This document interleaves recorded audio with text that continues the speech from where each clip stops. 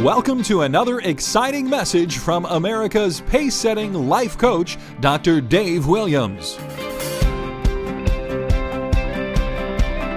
After more than 30 years of leading a flourishing church and overseeing the establishment of over 500 growing daughter churches in America, Africa, and Asia, he has the first-hand experience that will help you succeed and be fruitful in your life's calling, whether in ministry or marketplace. Dave Williams is a teacher, coach, and trainer to successful pace-setting leaders. And now, here's Dr. Dave Williams. This is the earth-shaking, legendary,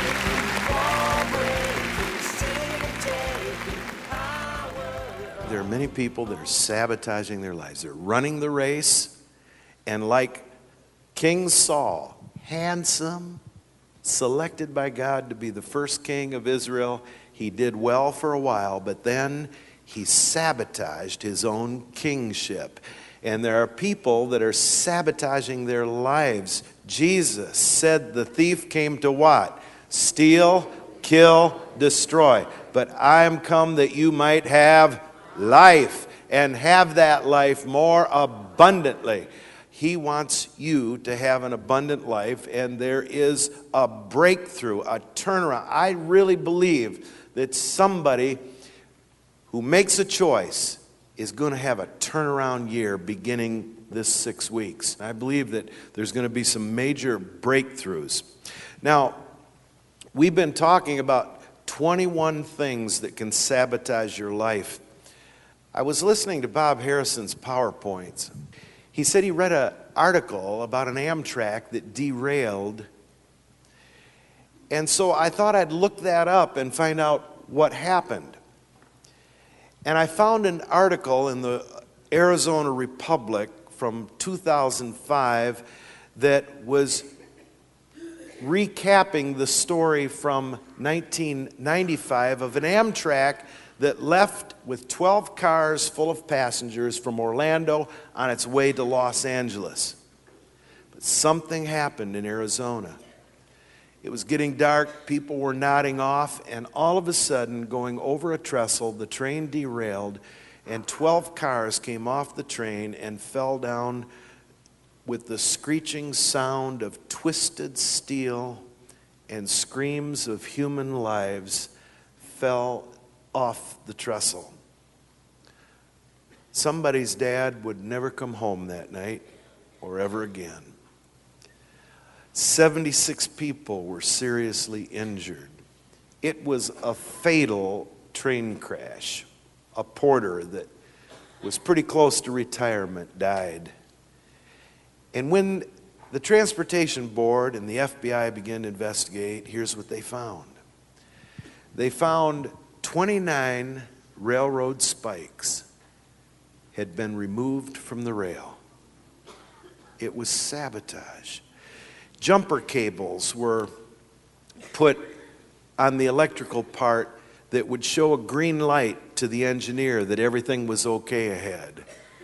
When 29 spikes, now when you think of the millions of spikes that went into that rail from Orlando to Los Angeles, it only took 29 spikes to derail the train when they were almost to their destination. It doesn't take that many spikes to derail a human life, to destroy, steal, kill your happiness, your success, your future. We've all known people that have sabotaged their marriages, have sabotaged relationships. We hear about political sabotage and corporate sabotage. Well, there is something called self-sabotage. And our text is 1 Corinthians chapter 10, verses 11 to 13, when it was speaking about the children of Israel, when they continued to sabotage their success. Paul writes, "Now these things happened to them as an example, but they were written down for our instruction, on whom the end of the ages has come. Therefore let anyone who thinks he stands take heed lest he fall. No temptation or test has overtaken you that is not common to man. Or in other words, there's no temptation or test or trial or difficulty or challenge or mountain or giant that you've faced that others don't face as well. God is faithful, and He will not let you be tempted or tested beyond your ability. But with the temptation or the test, He will also provide the way of escape that you may be able to endure it. There are tests along life's path. And the Bible teaches that Satan came to steal, kill, and destroy. Now, the enemy has assigned people to derail you from your assignment. We talked about your purpose last week, knowing your purpose. The enemy has assigned people to derail you from your assignment, your purpose. It's important to understand who these people are that the enemy sends into our lives to pull out spikes in order to derail us. But secondly, the enemy has planted along our path of life things that can lead to self-sabotage.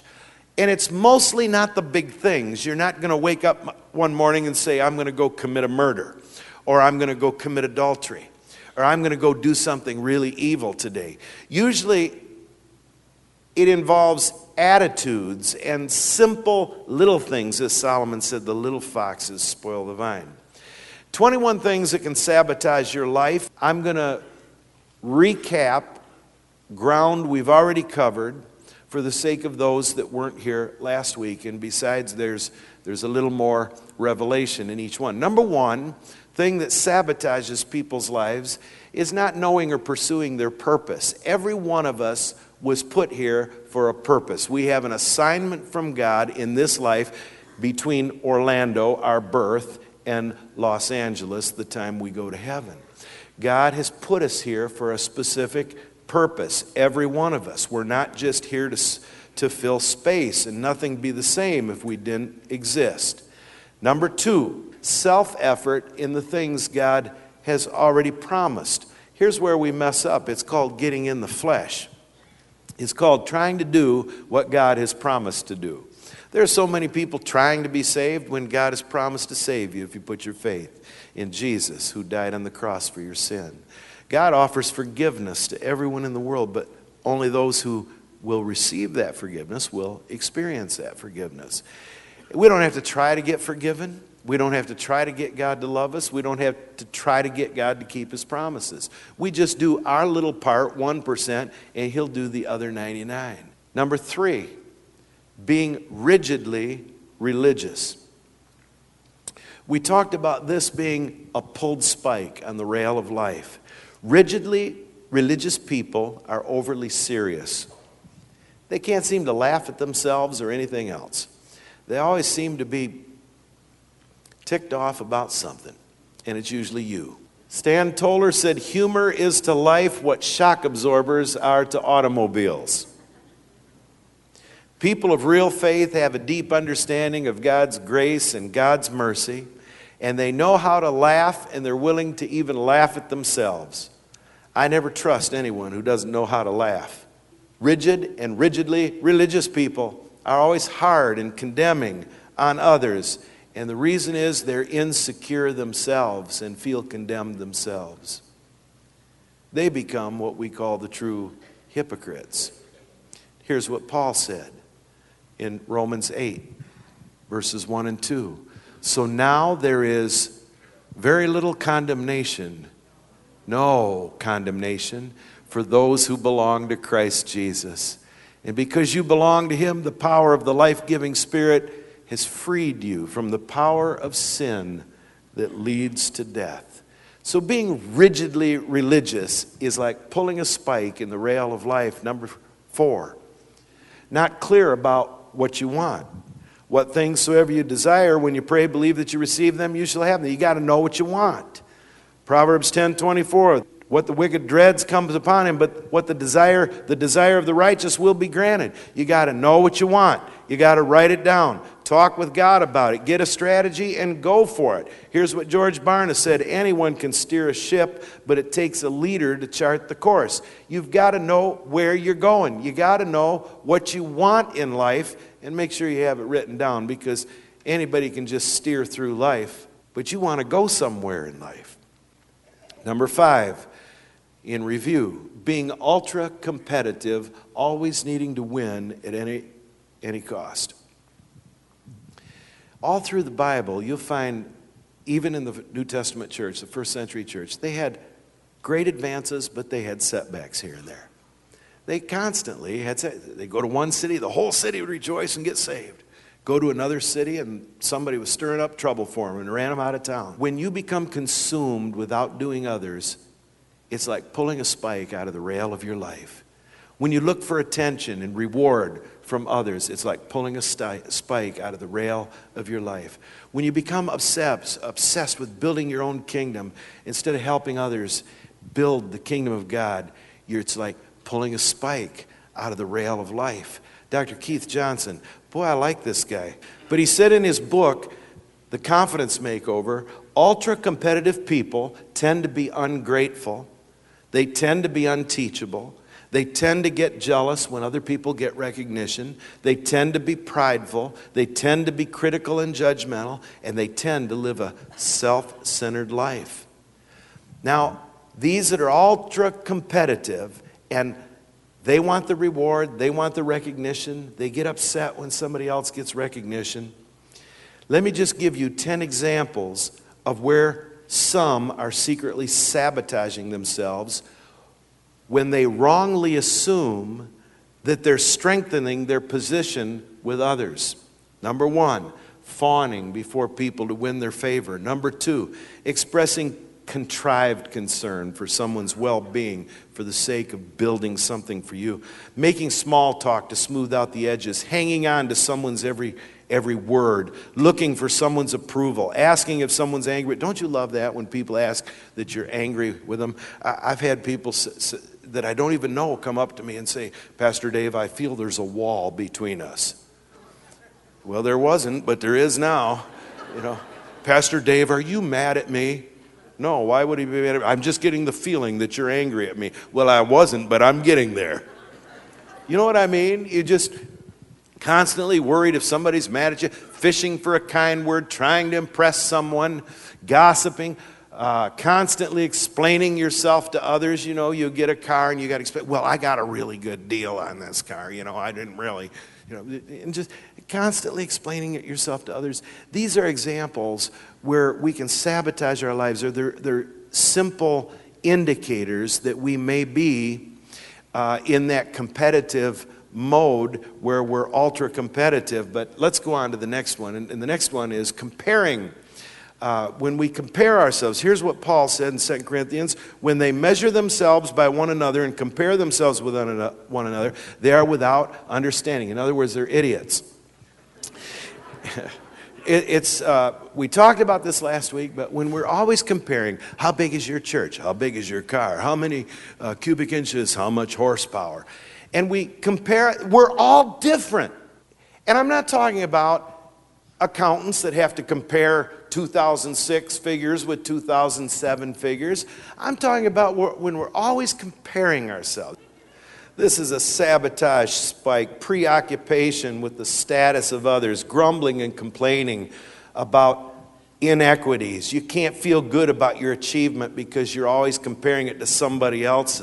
This is an insecurity issue among emotionally weak people. Always scoring yourself on the basis of somebody else. I find that there are even pastors and people who would be great business leaders if they just quit comparing themselves with the people that work with them. Some pastors don't want people brighter than themselves on staff. You know why people think I'm so smart? I heard Kevin say I was a genius last Sunday night. Thank you for that kind word, Kev. But if I'm a genius, it's only because there really are geniuses on the staff at Mount Hope Church. If you surround yourself with bright lights and don't compare yourself with them, any of these guys, they can preach circles around me. But it doesn't matter. I'm secure in who I am. I'm the pastor. I'm their boss. I'm in charge here.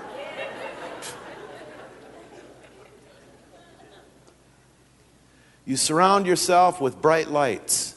And don't compare yourself with the bright lights. And you're going to find yourself shining. Comparing, it's a trap for people that are emotionally weak and insecure. Number 7. I don't know if this is where we left off last week or not. But you see, there's so much more in each one of these. And every week when we recap, we may just preach the same sermon over again. Too much TV.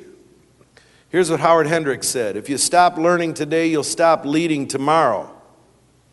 And I guarantee you, too much TV is not going to teach you much. Education doesn't end with a certificate, a diploma, or a degree. Winners have a never-ending thirst for spiritual and practical knowledge. They're always in training. And they know that if you watch too much TV, it robs you of something else. Maybe a good book or a DVD or a CD where you're going to learn something. I believe your automobile can be a university. Your bathroom can be a university course while you're taking a bath or a shower. If you've got a good CD going. You can learn so much. Psychologists have found that people who watch too much TV are sabotaging their future success, wealth, and creativity, and they lose the ability to carry on a meaningful conversation. Why? Because TV robs our time and never gives it back. Pastor Dave, are you against TV? Of course I'm not against TV. I told you I like watching that grumpy doctor. Professor Wu of University of Michigan did a published study, 1998, found that watching too much TV can triple a person's hunger for more possessions. In other words, lust, greed, covetousness. 300% up in those who watch too much TV. Not only that, he said it decreases personal contentment by about 5% for every hour of television. In other words, for every hour we watch TV, our contentment with life drops by 5%. 10 hours of television, our contentment for life is cut in half. It's like pulling a spike out of the rail of life. Get CDs and DVDs. Turn your home and your car into a university. Number 8. Spike out of the rail is unrealistic expectations. In marriage, this is common. Boy, he was a shining white prince on a white horse. Then we got married. He never picks up after himself. You ought to see him in the morning, and you thought she was a princess till you saw her in the next morning without her makeup. You see, we have unrealistic expectations. This is what a lot of these marriage books, they're great. I think the Love and Respect book is probably one of the greatest books that anybody could read. Love and Respect. It's by the former pastor, Trinity. One of the greatest books ever written, and we can learn from that because it's different than the other. But the other books set such a high standard. Everybody said, well, why isn't he like this? Well, why isn't she like this? Well, this book explains why. And we read all these marriage books and we see how it should be. And we're discontent because we're seeing how it is.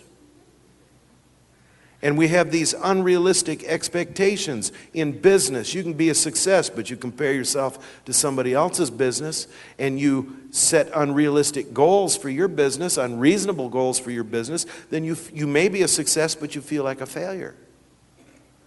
You all know I believe in goal setting. Setting faith goals, having vision, purpose, knowing what you want. But some people are so ridiculous, there's no way they're going to get there. You weigh 220 pounds and you say, my goal is to lose 50 pounds in the next 30 days. Number one, you're probably not going to do it. Number two, you're probably not going to be in good health, even if you try to do it.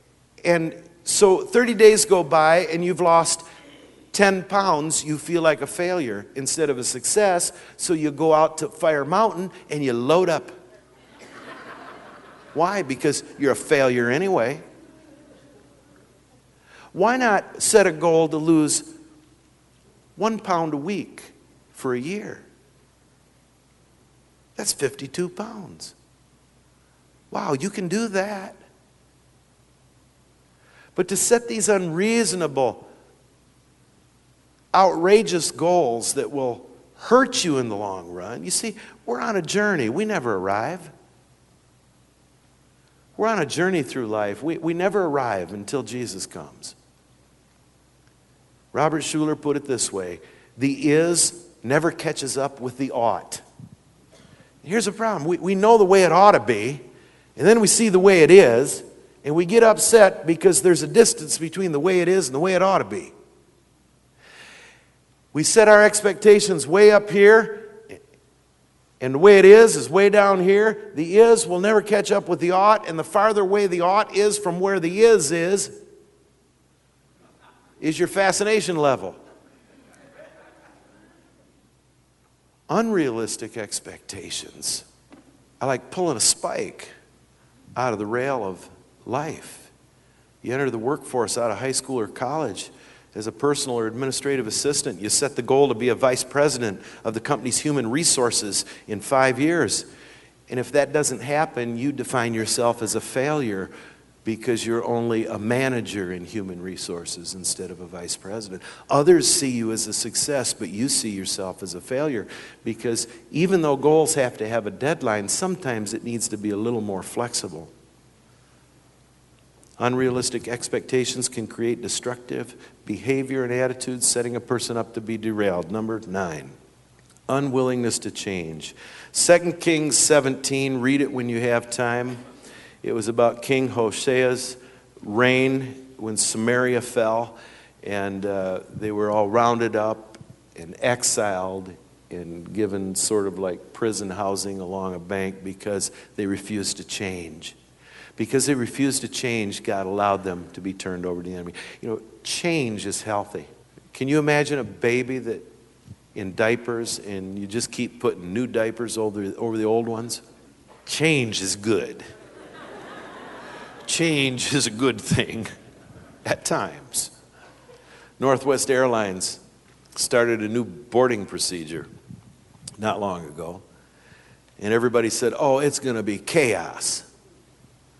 They board the first class first, so you got 16 people that go aboard first. That way they can serve them their coffee while everybody else is boarding. And then they're elite members. You know, if you fly 25,000 miles or more a year on Northwest, you get to board anytime you want to board. But then they used to, and other airlines still do it, where if you're seated in row 25 to 36, you may board now. If you're seated in row 15 to 36, you may board now. And so they try to board from the back of the aircraft to the front. They said, let's try something new. Let's change. Let's just let people board whenever they want to. Everybody said, it's going to take 20 minutes more to board people. Guess what? It's taken on an average of 10 minutes less time to board the plane per flight. You'd think it would be chaos, people boarding no matter what seat they sit in. It saved about 10 minutes of boarding time every flight. Weird, isn't it? But see, Northwest was willing to change. They were the first airline to offer non-smoking flights. You could be traveling 9 hours, 10 hours, non-smoking flight. When Mary Jo and the kids and I were coming back from somewhere, we were flying one of those airlines that had a smoking section. Chuck Berry was on the plane with us, you know, riding along in my automobile guy. And he had a first class seat, but he kept going back to the smoking section. There was an empty seat. He said it and sat there, and Trina, we told him that's Chuck Berry back there. Now, we didn't want to bother him. You know how you don't want to bother people, but didn't bother Trina. She went back, are you Chuck Berry? She didn't even know who he was. I mean, he's a guy from my generation, you know. Riding along in my automobile. She went right back and she said, "Are you Chuck Berry?" And he said, "Yeah, I am, little lady." And she said, "Could I have your autograph?" She didn't even know who Chuck Berry was, but she got his autograph, But Northwest was the first airline to change, and people said, "Well, you're going to lose half your business." But they didn't lose half their business. You see, sometimes change is good. We can't be afraid of change. Dr. Martin Luther King Jr., he envisioned change for America when America was filled with racial violence and racial separation. He said, "I've been to the mountaintop and I've seen the other side." And he believed this nation could change. And he inspired others to change. And it started to change. And there has been big change between 1960 and today. There's been big change. And there's bigger change ahead. But somebody had to see it and believe in change. Believe. You see, there's a difference between principle and being stubborn.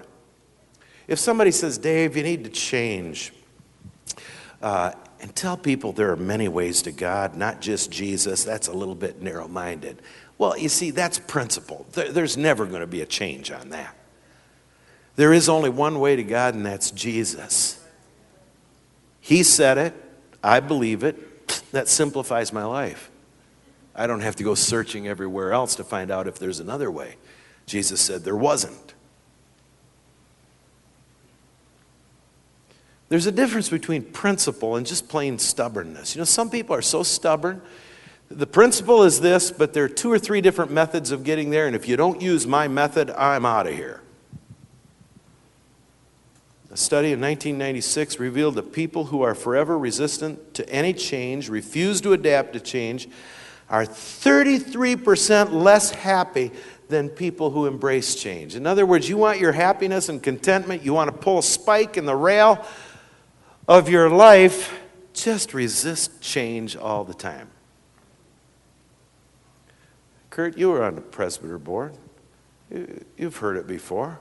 Well, that'll never work. That was tried back in 1914. It didn't work then, and it won't work now. It was all the time. And, the happiest people are the people that are resilient, and they're willing to embrace change. I want to change. I want to be different next year at this time than I am today. I want to have made little changes and little corrections along the way that make me better a year from now than I am today. You too? We have to embrace change. Metro Plastics Technology in Indiana tried to change with its employees, and businesses said, "Boy, this is good. They're going to go bankrupt." Competitors. They said to their employees, "Instead of 40-hour work weeks, we're going to have 30-hour work weeks. We're going to pay you the same, and you got to produce the same amount of work as a 40-hour work week." Well, the employees loved it because 30-hour work week? Here's what happened. The quality improved. The workers became more energetic, efficient, and enthusiastic, and the company made more money. You wouldn't think a change like that would. Sometimes change is good. Now, number 10. We didn't get this far last week, did we? Yeah, you're preaching the same sermon again, you lazy preacher. Well, I'm going to preach it again next week until you get it. Failing to invest in relationships and help others. Here's what Paul said in Philippians.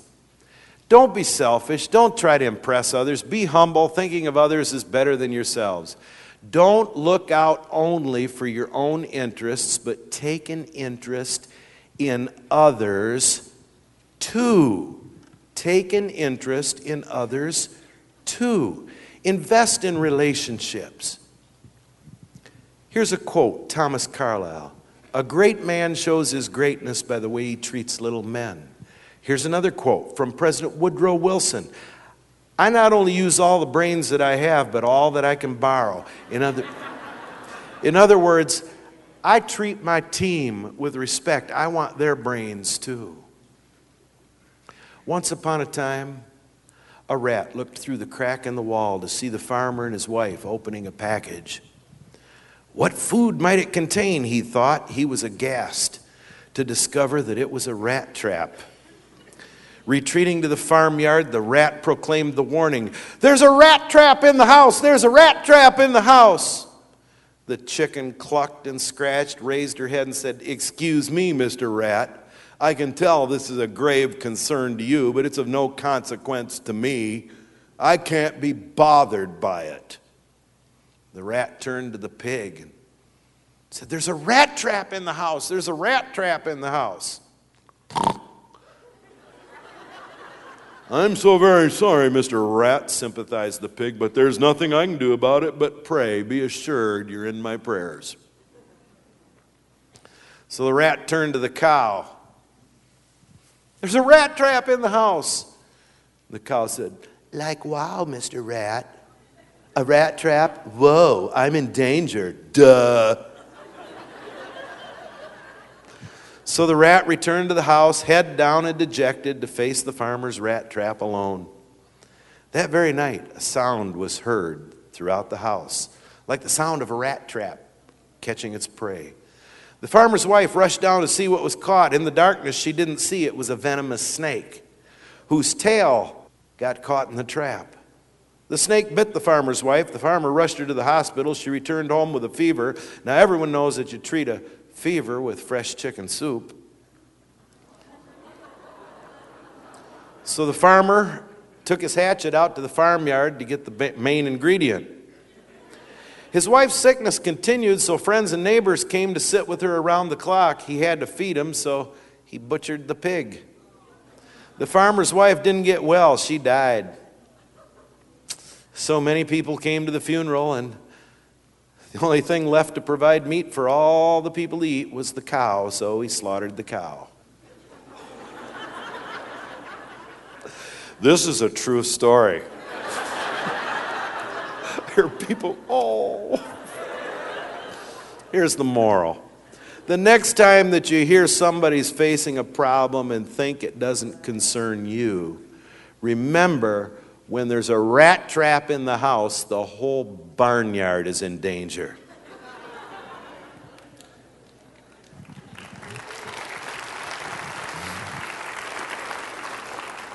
One more and we'll stop for the day. Number 11, unforgiveness, bitterness. Paul said this in verse 15, chapter 12, Hebrews. Looking diligently, lest the root of bitterness springing up trouble you, and hereby many be defiled or derailed. Jesus said in the last days in Matthew 24:10 that many shall be offended and betray one another and shall hate one another, that bitterness can actually lead to hostility and hatred. Bitterness is a terrible cancer. It can hide in many dark places, but sooner or later, it's going to thrive. It grows unseen and can derail your life. Little people carry grudges. Great people forgive. Little people hold on to insults. Great people let them go. Little people nurture thoughts of revenge. Great people move on. Tom Illiff said, "He who cannot forgive breaks the bridge over which he himself must pass." Unforgiveness, grudges, revenge wishes, bitterness is an automatic withdrawal of God's anointing from your life.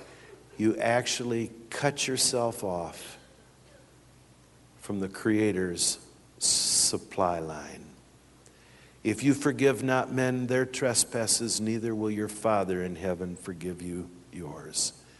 The danger of walking in bitterness, I've seen it happen over the years, and I've seen what happens to the lives. There was a time I was getting really bitter. I didn't realize it or recognize it was bitterness. But I faced people that, in some of the early years of ministry that nothing I did was right ever. And consequently, I carried that attitude into my home. Nothing my wife did was right. Nothing my kids did was right. Because it was eating me up. I'd hear things about me that weren't true and know where it was coming from. And I'd try to pray, God, you know my love isn't what it should be for those people. And God said, tell the truth. And I say, I hate their guts. We have to worship God in spirit and truth. And I was driving down Saginaw Highway one day, and I felt a pain through the middle of my head, and it was like I had a flash of a carrot growing through my brain. You know how you just have these flash thoughts that you don't know where they come from? And I said, God, what is that? And he said, it's the root of bitterness. Now, you all know that a root left in place is going to produce a plant and some fruit.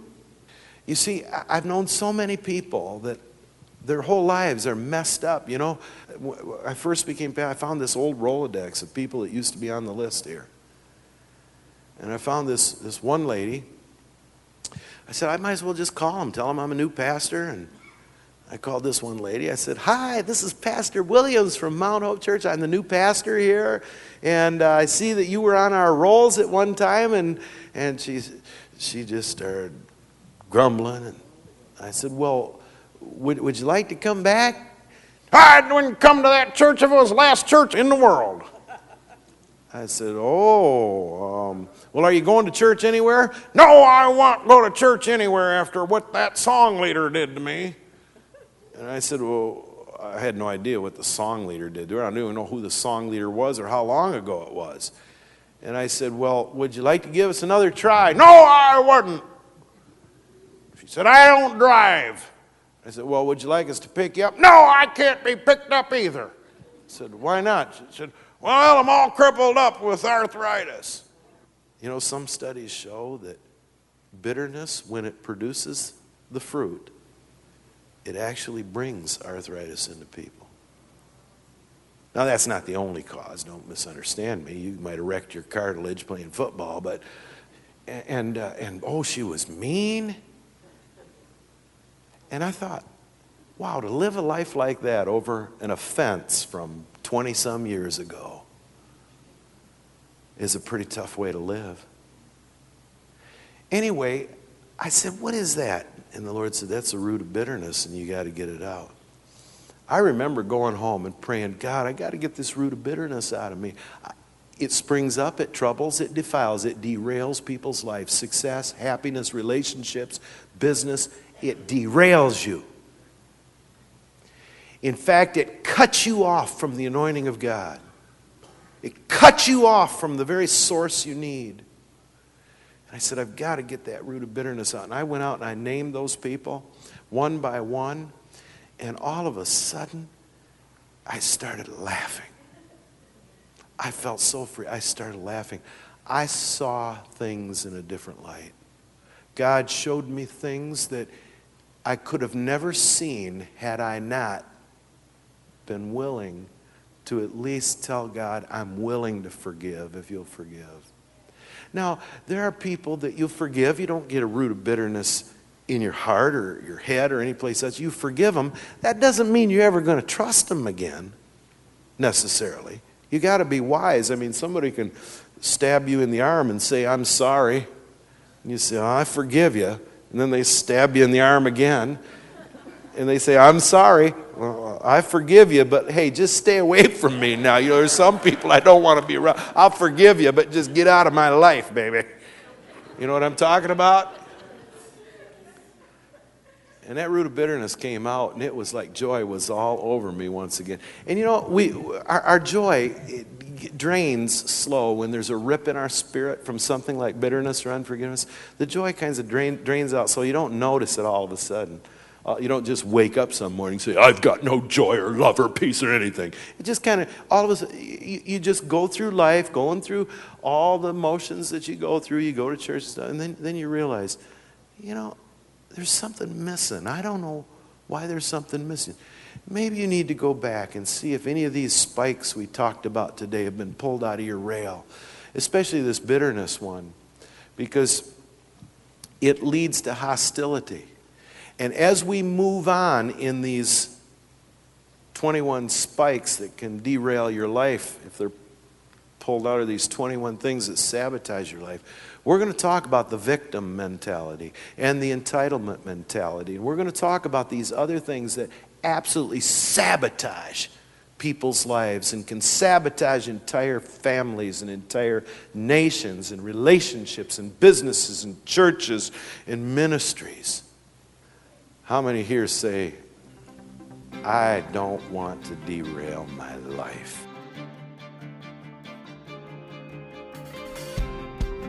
We hope you enjoyed this message.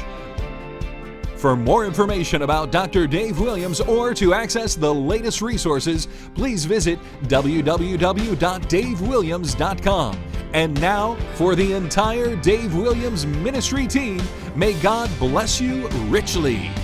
This is the earth shaking.